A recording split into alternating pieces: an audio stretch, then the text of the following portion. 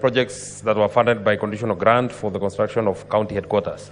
Honorable Speaker, one of the counties that were beneficiary of this conditional grant was my county, Nyandarua County, and the reason why this was mooted in this House, Honorable Speaker, was to address the iniquity that met 5 of the counties that have been mentioned here: Lamu, Isiolo, Tana River, Nyandarua, and I think one more county, Honorable Speaker, which after the hiving off and after counties came by, Honorable Speaker, either their old district headquarters were taken to other places, or they never enjoyed to have been headquarters of former provinces, Honorable Speaker. One of these cases, Honorable Speaker, was Nyandarua County, whose old district headquarters were in Nyahururu, Honorable Speaker. In the new dispensation of the counties, Honorable Speaker, Nyahururu became part of Laikipia, and then we were then forced to go to a new county headquarters, or Kalau, which didn't have government facilities, Honorable Speaker. However, just as it has been correctly noted by the Committee on Finance, Honorable Speaker, this project and this idea, very, very brilliant idea that was mooted in 2017, has taken inordinately long to have it implemented or to have it come to fruition, Honorable Speaker. Some of the projects that we are speaking about, and in the case for Nyandarua, Honorable Speaker, the contract for the establishment of the county headquarters was signed in March of 2020. So close to 5 years later, Honorable Speaker, not really much has been able to be achieved because as it is in the project status right now, Honorable Speaker, the county headquarters has only been done up to about 55%, Honorable Speaker. And there are 2 things to it, Honorable Speaker. You know, this project was to be jointly undertaken by the county government and the national government, Honorable Speaker. And since we were invited by the committee twice, my own governor, myself, and the other governors from the other counties and the other senators from the other counties, Honorable Speaker, Tharaka-Nithi, Lamu, Isiolo, and Tana River, there are 2 things that came out very clearly, and I think it is in the recommendation of the committee. And I think it is fair that I also report, to the best of my knowledge, especially for the case of Nyandarua,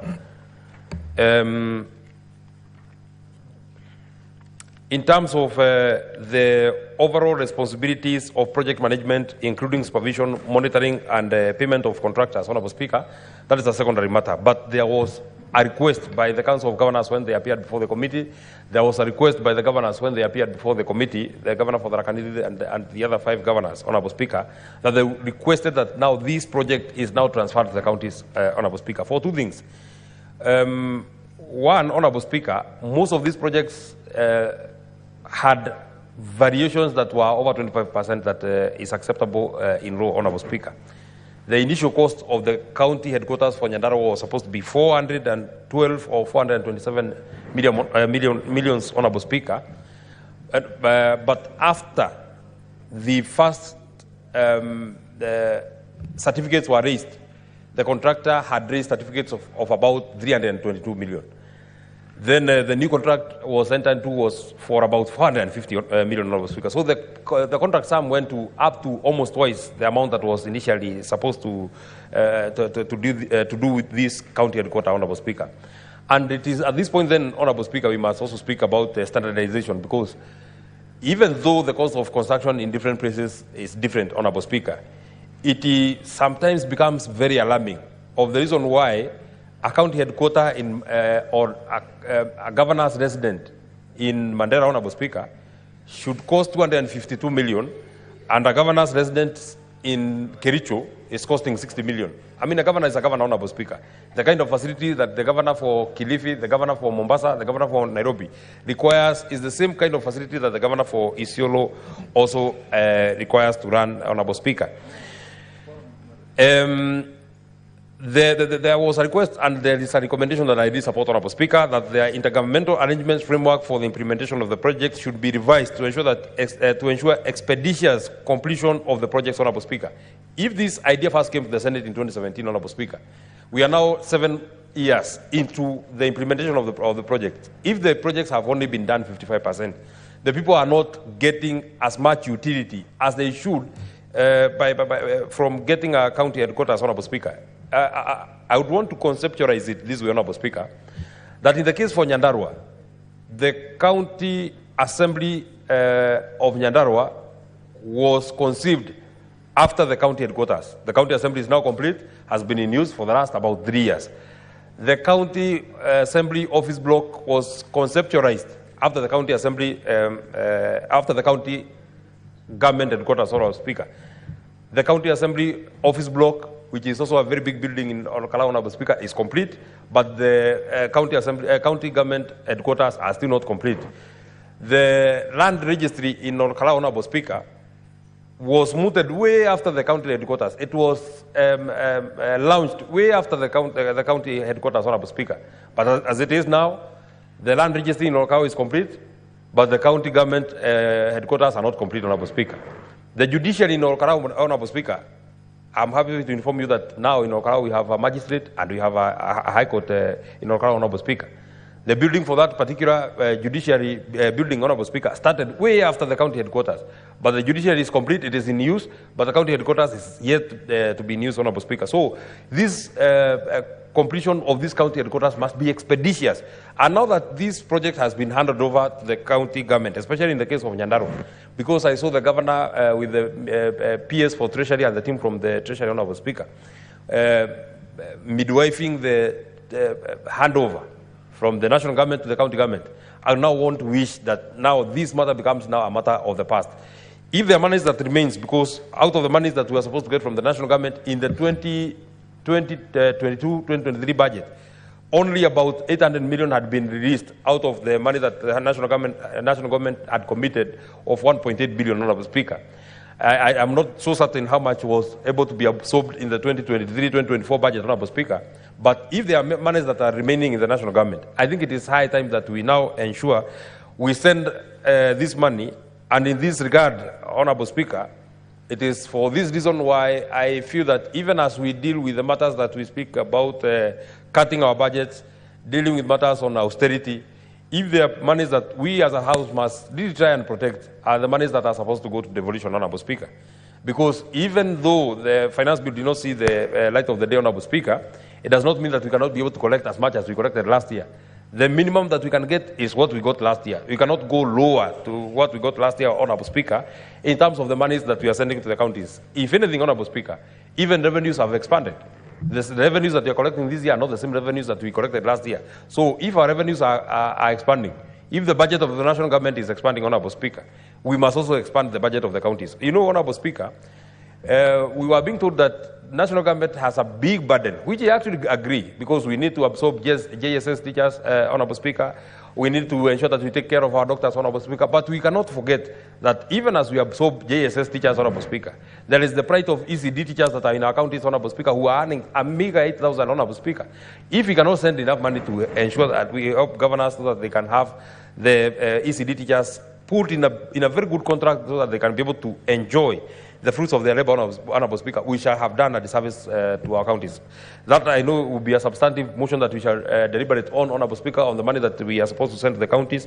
But I actually feel, Honorable Speaker, that even in the budgets of the county governments, because there was a share that was supposed to be contributed by the county governments, Honorable Speaker, even as we cry about the much that we want to push from the national budget, the monies that are supposed to have been appropriated by the county governments themselves, Honorable Speaker, there should not be an issue on expending that money, Honorable Speaker. They should be able to have budgeted in this budget of 2024-2025, Honorable Speaker, so that at least we remain with the bit that now remains with the national government, Honorable Speaker. On issues of project management, including supervision, you know, Honorable Speaker, counties have had this habit of saying that because the Department of Public Works is the one that does supervision, is the one that does monitoring, Honorable Speaker, is the one that certifies certificates so that contractors can be paid, Honorable Speaker. They want to use this as a reason for the inordinate delays in one, payment of contractors, and in two, certification of the works done, Honorable Speaker. We actually agree that this role be now transferred to the county governments so that they can supervise and they can monitor, and so that they can be able to honor the certificates that are raised, Honorable Speaker. Finally, There's this body that is called IGRTC, Honorable Speaker. I think it is high time that they now step up, Honorable Speaker, so that they can be able to try and be the umpire between the national government and the county government, Honorable Speaker, in terms of even these projects that are co-financed by the national government, Honorable Speaker. In most of our counties, and you know, Honorable Speaker, it was part of the dreams, it was part of the manifesto of this particular administration, Honorable Speaker, to ensure that we have an industrial and aggregation park, county aggregation and industrial park, CAIP, in every county, Honorable Speaker, in every of our 47 counties, Honorable Speaker. The financing of this particular county aggregation and industrial park was supposed to be 50-50, Honorable Speaker. The national government was supposed to give 250, the county governments were supposed to give 250, Honorable Speaker. In most of the counties, you ask the senators here, even those ones that these projects have been launched, Honorable Speaker, you find that counties either do not have the money, have not put the money, or the national government have not put the money, Honorable Speaker. You know, there's a second program from the national government that has been very successful on the community health promoters, and you know we dealt with this bill when we were in Turkana, Honorable Speaker.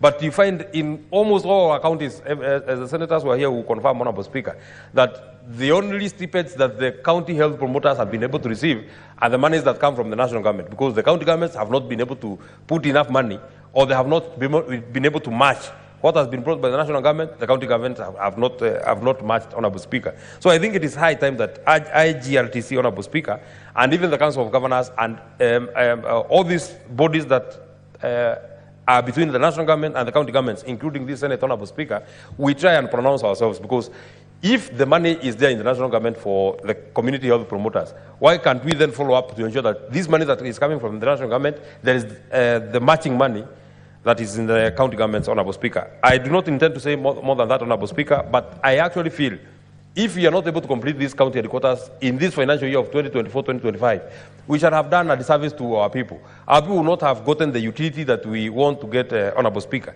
It is not fair that even in some of the counties that county governors continue hiring offices that they can operate from, Honorable Speaker.